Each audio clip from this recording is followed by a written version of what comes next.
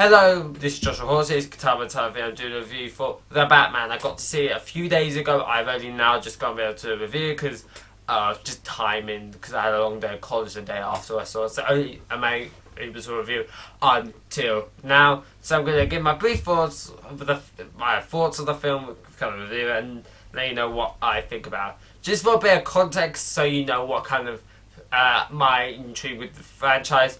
Of course, you know I love Marvel, I love DC. I'm a big Batman fan. Batman is, I think, a really interesting, compelling character. I've recently watched the anthology movies, which is the Batman and Batman Returns with Michael Keaton, then Batman Forever, which is a flawed movie, and Batman and Woman, which is a disaster, but it came with the pack of 4 films, so I was like, sure, I'll get it. So I've really started getting into some of the other films. I think the Dark Knight trilogy is a brilliant trilogy. I actually need to rewatch it, but it is a brilliant trilogy that tells great stories. And I've just found the Batman character really great. I even like Ben Affleck as Batman. So a little bit of history on this film, because this film has a quite complicated history. This was supposed to be originally a Ben Affleck Batman movie, where Ben Affleck was reprised. Well, as Batman, part of the Snyderverse, and be directing the film. And apparently he's won awards for directing films. Apparently he's a good director. So that was supposed to be what he was going to do with the Batman. But deals and stuff, it just didn't really kind of work out. Warner Brothers didn't know what they were doing with the DCU at the time, if we're completely honest. There was a lot of issues surrounding it. Ben Affleck, it seems like he's kind of leaving DCU. He's going to be in the Flash movie, apparently. But apparently that's going to be his last film as Batman, so they're going to have a way to write his character off. So that he's kind of leaving and Batman didn't work, because that was probably good, which is no fault. So there's a lot of confusion issues as to why the film didn't happen. They couldn't go away to it. And then Matt Reeves took up and they announced Robert Pattinson was going to be playing the Batman in this film in 2018. So this film has had a lot of complicated issues. So now it's a film done by Matt Reeves, and it's no longer part of the DCEU. Ben Affleck's Batman movie was supposed to be part of the DCEU. Now it's completely changed to be its own separate thing that isn't part of the DC extended universe. So, as far as I'm concerned, so it's its own thing, and that's kind of the context going into it. The trailers for this movie looked incredible. I was actually, for a lot of the year upcoming to its release, it was my most hyped film, because the Doctor Strange Multiverse of Madness trailer didn't come out quite later, but for quite a while, this was my most hyped film of 2022. I was looking forward to Multiverse of Madness, but when they, for a while, I was just more captivated by the Batman movie. So, that's kind of what I thought. I was really looking forward to the film, and now let's get to the review. Overall, this is a top-notch, top-tier Batman movie. And right off the bat, you're going to get questions of, is this the best Batman movie ever? I don't think so. The thing is, a lot of the other Batman movies, I've had their old films, so you can have time to rewatch and stuff. I've only seen this movie once, and because I'm not made of money to go and keep seeing films in the cinema at the moment, because I'm not going to be getting like this. But it should get a little easier, because I'm hoping to get a cinema unlimited deal when I go to uni to save money, so that will help. But what I'm trying to say is that I've only seen the film once, so my views on it could change. It could get better, it could get worse. But just from my one viewing of the film, I thought it was a top-notch, top-tier Batman movie. In terms of if it's the greatest, I wouldn't say so. But I would definitely say it's in the top 3. I don't think it's better than The Dark Knight. I just think that is an impossible. If you wanted this film to be better than The Dark Knight, otherwise it sucks, you're not going to enjoy this film, because it's impossible to expect every movie to be on The Dark Knight, in terms of superhero movies, is like a one-of-a-kind superhero movie.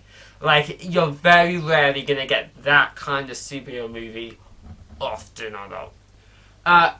There is a good argument of whether it's better than my second favourite Batman film, Batman and Woman. There is a good argument. Not Batman and Woman. I just said that Batman and Woman is one of my favourite Batman movies. No, it's not. It's my least favourite. Okay, I'm not weird. Okay, Don't dislike the video. The comments again. Now, Batman Begins is the film that has competition with it being my second favourite Batman movie. Batman Begins, not Batman Woman. Please be kind to me, people. So yeah, it has a competition of being in the top 3. My top 3 favourite Batman movies is this film, Batman Begins, and The Dark Knight. I'm not sure in the order these two, Batman Begins and The Batman. I'm not sure where they which one's better than that. I'll have to rewatch both films. But I think this film's definitely top 3. It's a top tier Batman movie. So let's get into the cast. Perfectly cast in my opinion. Robert Pattinson, I've only seen him in Twilight, which is horrific. I hate Twilight. I watched some of Twilight and I just thought it was so boring. I was not a fan of his character either. But I was willing to give him the benefit of the doubt, and I wasn't going to critique him as his performance in the film until I watched the film. And it's been 10 years since since the Twilight movies finished. So he can obviously improve as an actor. And he was great in this film. I thought he was a brilliant Batman. He's one of those Batmans that has such an aura of just tense, fear. And that's something I liked about this movie, is that a lot of time people say that Batman strikes...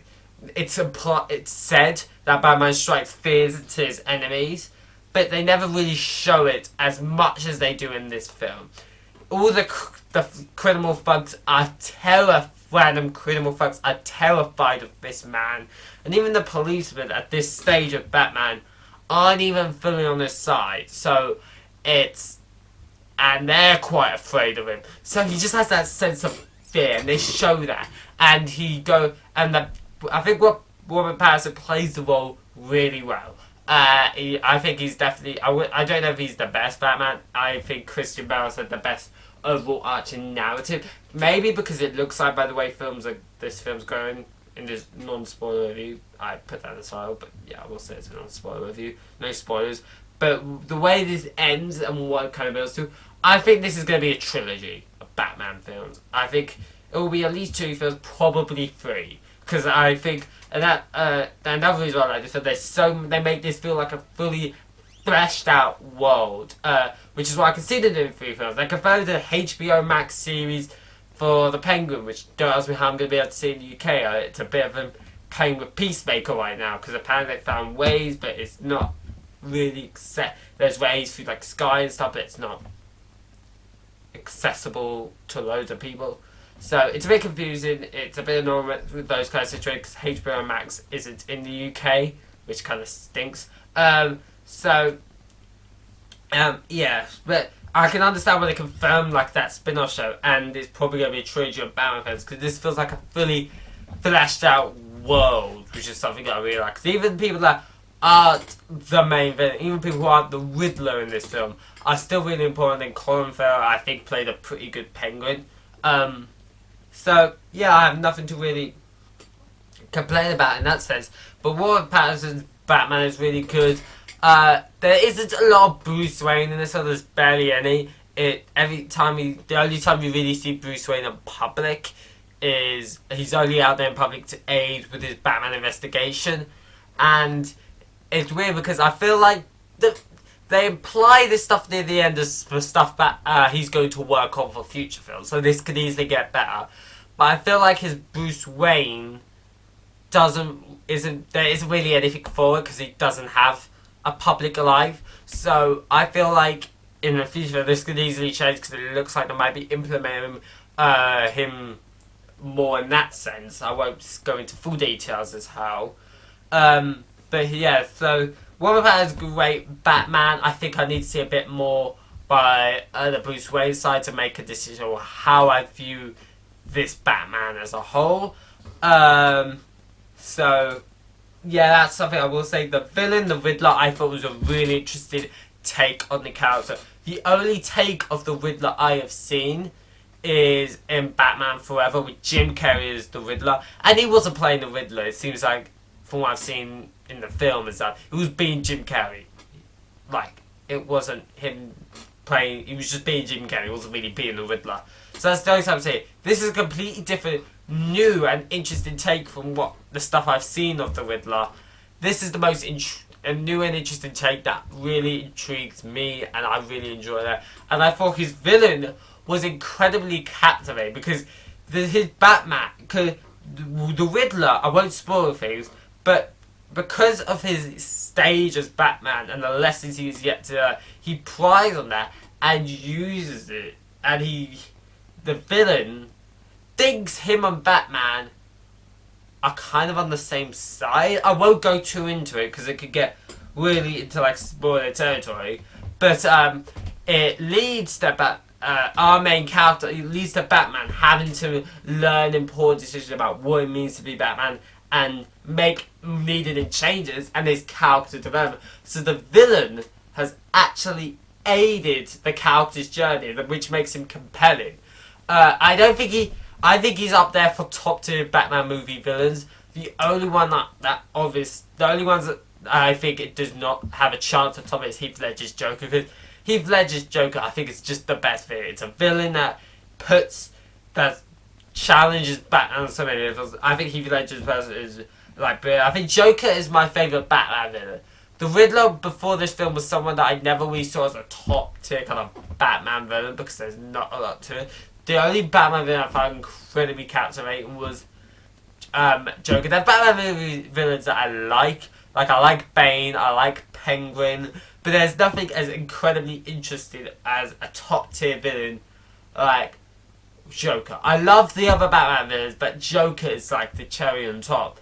And the Riddler I thought was always kind of a side a Riddler was something I've never really interested to because I never saw how a character that does riddles as an evil villain could come into a Batman movie for the kind of Batman that I like, the more dark, more serious Batman. I don't see how those two compute. But the way they did the Riddler in this film was incredibly interesting. It was incredibly captivating. He uses the flaws of the Batman in this stage of his life as Batman to build up his evil scheme. And it makes him an incredibly compelling villain. So I just think this movie is a great movie. There are a few, I guess, issues. Not issues, just stuff to consider. I will say though, the music is top notch in this. Like, the music is so good. Like, I still got the beat of the main Batman film music that we saw in the trailer stuck in my head. It's a top tier music, and it's beautifully shot. The cinematography is great. I just want to get that out of the way. I will say, there's a lot of cool Batman moments within the action. But let's go to some mixed aspect now. And that's not stuff that I necessarily hate because I love this movie. But at times, you can feel its length. It's a 3-hour movie, and it feels like that at times. I personally do not mind long movies. I can watch Zack Snyder's Justice League, which is 4 hours in one set. I can watch The Lord of the Rings and Hobbit extended editions. Length has never been a problem to me if the story's really good and compelling. And I think it is.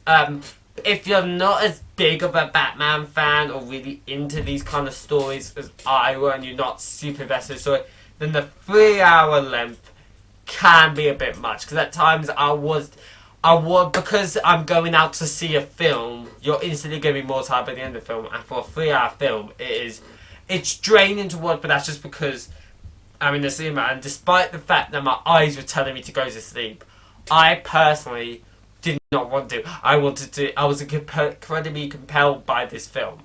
So it's not a problem for me, but I can understand it for someone else. When it comes to action, there's cool scenes, like we saw in the trailer, the Batmobile chase. That is probably one of the best scenes of it. There's incredible shots that are top-notch Batman moments. In terms of Batman action, the action's great.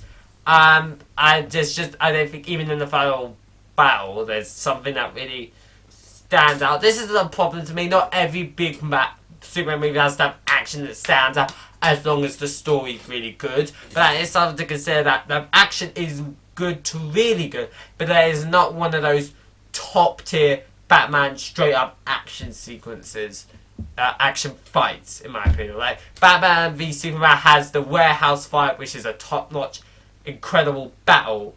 But I feel like, although this has incredible shots, some of the best Batman moments we've ever seen on camera, the actual physical beat-em-up action is good to really good, but it's not great top-tier Batman stuff. So that is something to consider if you want a top-tier action movie. You'll probably be disappointed, in my opinion. But overall, I think this is a top-tier Batman movie. Definitely in the top 3 favourite Batman movies. I'm not sure if it's my top 3. It's this film, Batman Begins, not Batman and Robin. It's that one person that watches this video will never forgive me for saying that. And The Dark Knight. I think there's competition between this film and Batman Begins. But I think The Dark Knight is still... I still think The Dark Knight is the best Batman movie. But to be put in the top 3 in movies and be in the same category, in my opinion, as The Dark Knight, as the first 2 Dark Knight trilogy films, I think shows how great this movie is. It's just a great Batman movie. And Matt Reeves, the director, clearly his style works really well for Batman. Overall, I'd say give this... It's hard to rate because of other stuff. I'd give this a 9 out of 10. I thoroughly enjoyed this film. So let me know in the comments section below if you've seen the film, what did you think about it?